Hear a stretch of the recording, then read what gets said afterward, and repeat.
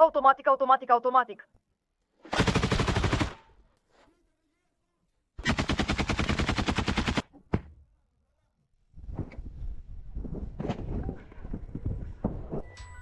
The Russian advanced in the trench confidently, the AK-74 aimed at the ditch, crying out for Ukrainian blood.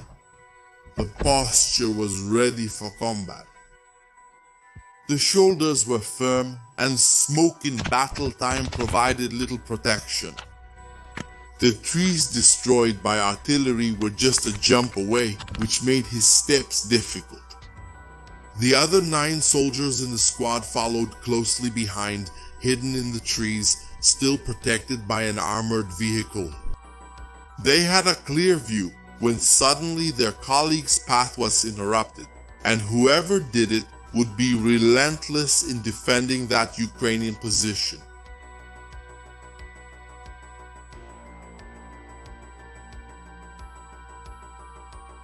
Ruslan Zubarov chose the war name, Kraken-BR, or Predator.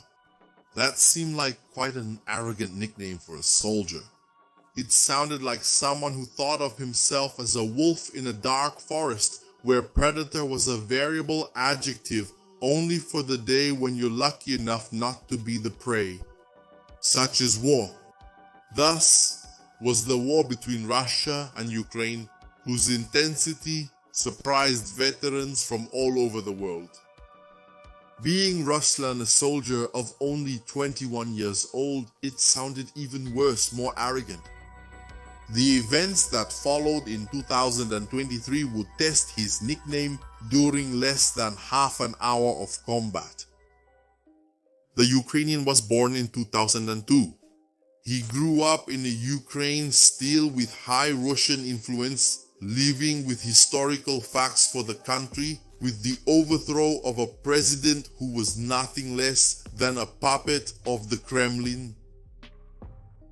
In 2022, when Russia began the invasion of Ukraine, just a month after the start of the conflict, Vladimir Putin was already initiating conversations with the deposed Viktor Yanukovych.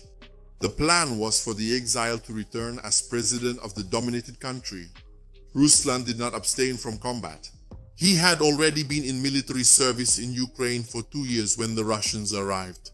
Fatherless for a long time, with his mother working as a doctor abroad, he had in mind the mission to defend his nation without worrying exclusively about relatives who could be victims of bombings in civilian areas.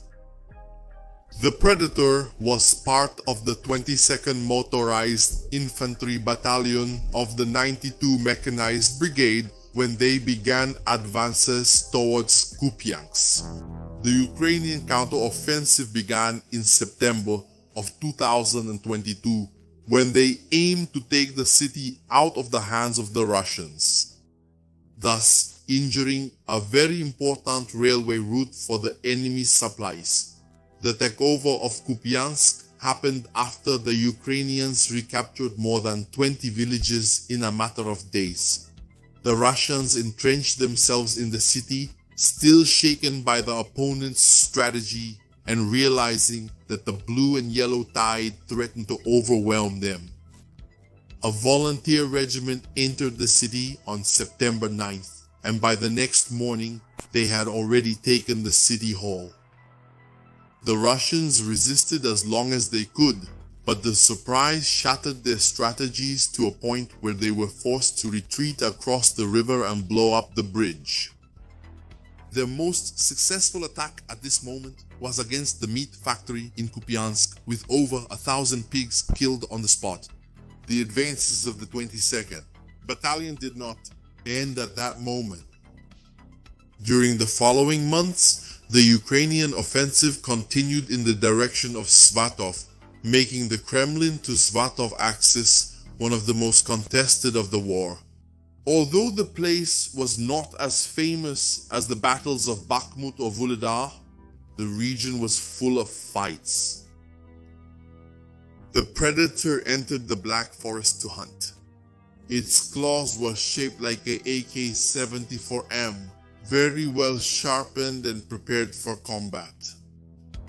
The sight to lock the enemy's death was a Holosun red dot. The Fab defense kit had modernized the AK-74M with a GL chalk stock to alleviate recoil. It also had a vertical foregrip and a handguard as part of these enhancements. To finalize, a recoil buffer, a suppressor, and a Strela flash hider. The battles in the jungle were as tough as urban combat. The Russians had entered the darkened green woods. The typical camouflage of these troops, like the advanced tactical concealment system or the standard digital camouflage of the Russian armed forces, was perfect for simply waiting for the Ukrainians and ambushing them during their advances. Every 100 meters was meticulously measured with the ruler of the lives of the men who fell for the conquest of the territory. The Russians were not there for fun. They had recovered from the surprise, and the troops defended each space with seriousness and professionalism, not sparing Ukrainian lives that tried to advance. Blood fell from bodies that honored the blue and yellow flag. Casualties coming directly from the fury of the Russians, who were willing to absurdly increase the cost for each grain of land that the enemies tried to reconquer. Ruslan gained the trust of his leaders during these difficult advances. The name of the predator was gradually earned and no longer just given as an arrogant, self-imposed nickname. Thus, the advances towards Sabatov ended. The Ukrainians' rapid offensive hit against the Russian wall so massive that it ended all momentum. The next order was given. Set up the defenses and be ruthless in holding your position. Order given. Mission to be accomplished. Ruslan and his companion dug the trench until they could reach a depth that reached their chests. After that, the ground was already frozen and there was no shovel that could break the earth. They were left to fulfill the orders they had. They were forced to stay there under direct fire from an infantry fighting vehicle that was in the tree lines on the other side of the field. That was a no man's land, where one only advanced with the clear consciousness that it would probably be the ground where their bones would rest for eternity. It was like this for a while, until the days of glory came, when the claws of the predator would make their mark in the war. His combat partner, a rookie who was experiencing the trenches for the first time, looked surprised when Ruslan asked him the time. The man had suffered a concussion due to the Russian bombings and had a constant ringing in his ears. He said it was about 13:30 and they only had 30 minutes left before they could leave their position to rest. They talked excitedly about having a hot coffee to ward off the cold. In the trench next to them, two other Ukrainians, one of them named Alex, would stay longer. Ruslan had heard 3 cannon shots. But he was so used to the Russian artillery that this was just a common moment. The radio was completely silent when suddenly it filled with static, and out came distorted words that only said, "In your direction." It was the end of a sentence, and the first thought was to know what was coming in their direction. Ruslan ordered his companion to ask for more information, knowing that the radio had been silent because the Russians had interfered, but now it was free. Even so, there was no time for the man to activate communication with his leaders. The Russians made their presence known with an infantry fighting vehicle stopping just over 5 meters behind the trees. It was a monster looming over them. The 30mm machine gun was firing unabashedly at the top of that armored creature. Ruslan gave the next order, calling for a rocket-propelled Grenade 7. It was the legendary moment he had awaited. The enemies were coming with no intention of sparing him, and he would return that feeling in kind. The radio burst into static for the second time and announced, "The infantry fighting vehicle is heading your way." But he already knew, so much so that he fired with the rocket-propelled grenade 7 at the armored vehicle. He briefly saw how he hit it squarely. However, the defenses resisted. The monster fired again at the Ukrainian positions.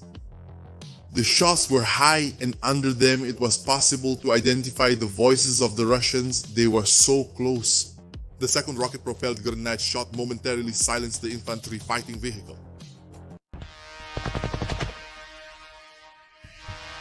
Meanwhile, Ruslan asked for the rifle while checking his plans. It was just the two of them there, and any distraction would allow the Russians to advance. The Ukrainian mortars were also coming into action. They descended, filling the battlefield with more and more of the black powder fog that took the Russians' breath away, while the impact of the explosions filled their bodies and ears with a deadly vibration. The infantry fighting vehicle too was still holding up, and the enemies were mainly shooting at Alex's position much further ahead. But that didn't spare Ruslan. The shots came in succession. Taking advantage of the machine's cover, one of the Russians tried to advance. He continued with the posture ready for the attack. At that moment, Alex was trying to prepare to continue the resistance, but was forced to look for cover. As he tried to get up again, his eyes stared directly at the Russian, seeing the tip of the AK-74 beginning to move to take his life. The enemy's finger remained on the trigger. The barrel of the gun began to rise. Smoke is sprayed. The index finger began to make that small curvature to finally trigger the mechanism that would once and for all eliminate the Ukrainian and allow his colleagues to continue the advance. But the fog of war was thick at that moment. Explosions, mortars, in the air, the burst of ammunition leaving the barrels of the guns. All of this left the Russian unprepared for what was coming from the flank. War is a dark jungle where the hunting ground is so dynamic that the predator about to feed becomes food for a stronger threat, or simply better prepared and positioned in ambush in the midst of fog and shadows. Ruslan shot without thinking twice. The order was to be ruthless. And no one is merciful when you have 10 Russians and an armored vehicle 5 meters away. The Russian took over. The ammunition capsules filled the air along with their screams of pain, but that would not be their end yet. Ruslan asked another rifle. The Russians could be heard further ahead, with orders to continue the attack.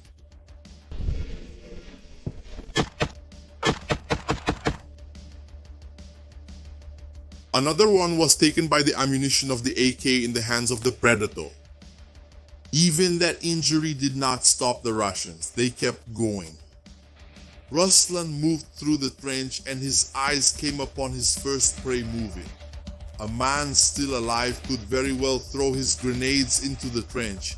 That simple movement decreed his end.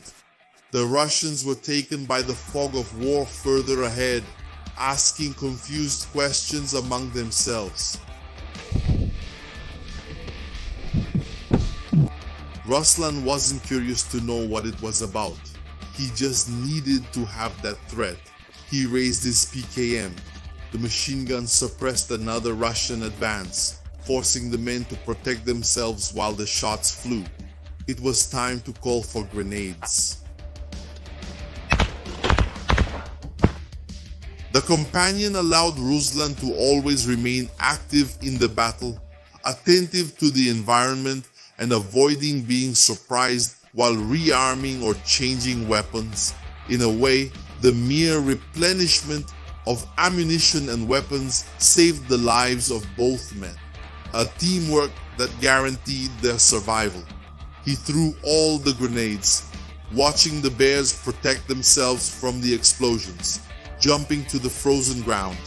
He asked for more magazines for the AK-74M, magazines for the automatic, while he changed weapons as quickly as possible, ensuring that the duo continued to function efficiently.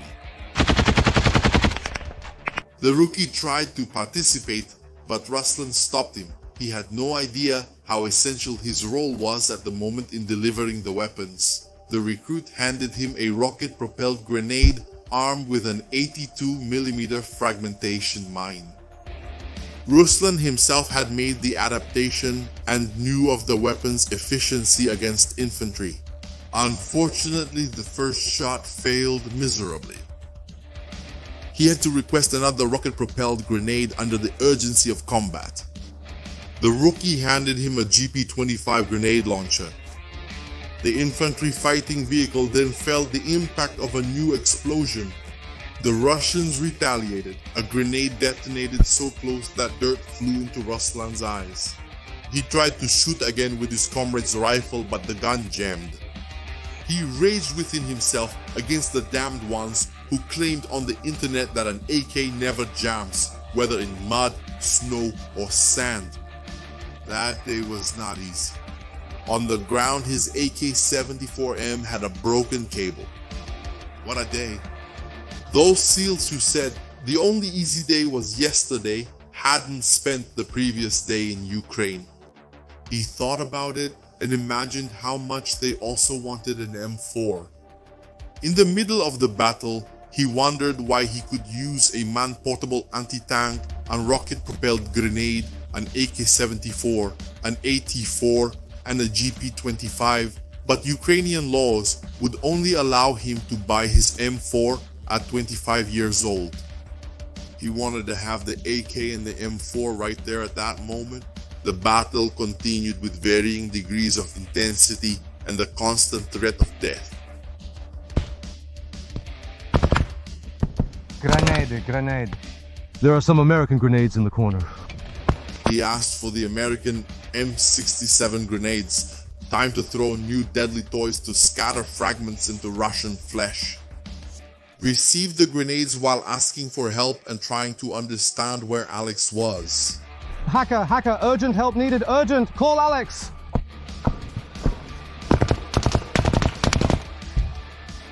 Ruslan set up the PKM for a violent observation of the apocalyptic landscape, looking for Russians to greet with his 7.62 ammunition. In the midst of despair, he quickly reloaded the machine gun, firing within the trench. It was a small scare, but the gun was ready.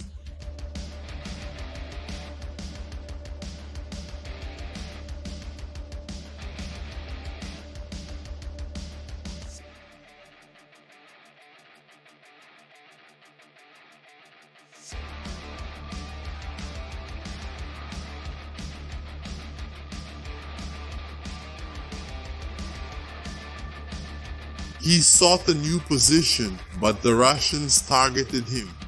Unable to stand up, he used the GP-25 as a mortar to launch the grenades.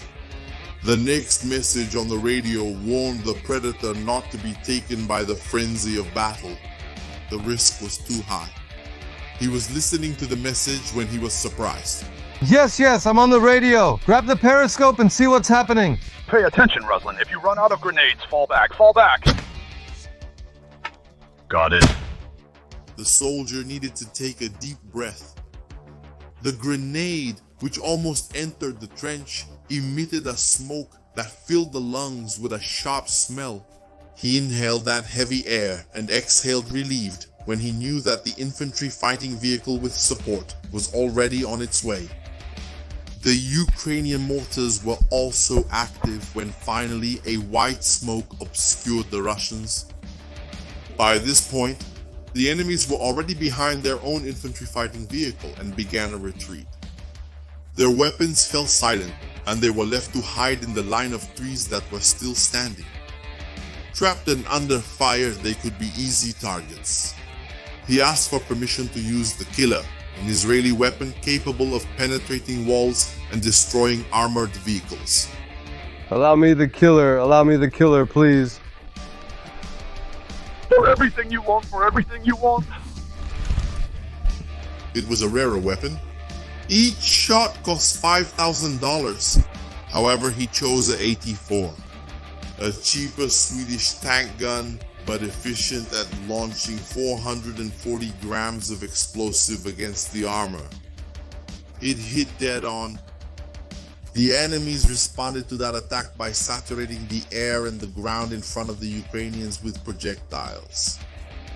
Some of theirs were caught in the middle of the Sparrows in crossfire between Ukrainians and Russians.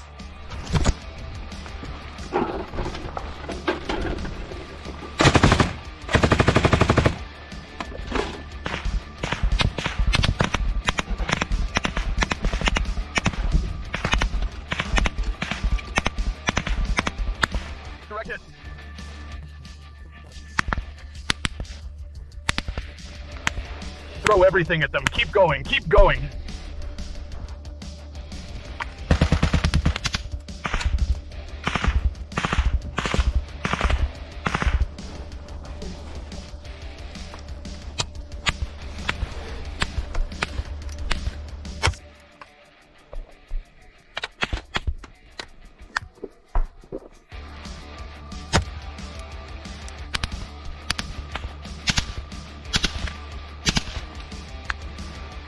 In the end, when everything calmed down, Ruslan's heart was still beating strongly. His battle companion looked at him stunned and spoke. It's the first time I've been through this. Me too. Do you think I go through this every day? Not every soldier goes through this. Even fewer of them go through such situations and survive. Those Russians came prepared. They advanced with terrifying courage despite seeing AK ammunition riddling their comrades in front of them. They had armored support and equipment to cut off communication. Still, it was a day for the Ukrainians to resist. Ruslan would come out alive and take a good vacation after this. The stressful day of combat earned him a medal presented by Salus, commander of the Ukrainian Armed Forces. The Golden Cross was a medal that filled him with pride, but he was even more pleased to receive M4 to use in combat.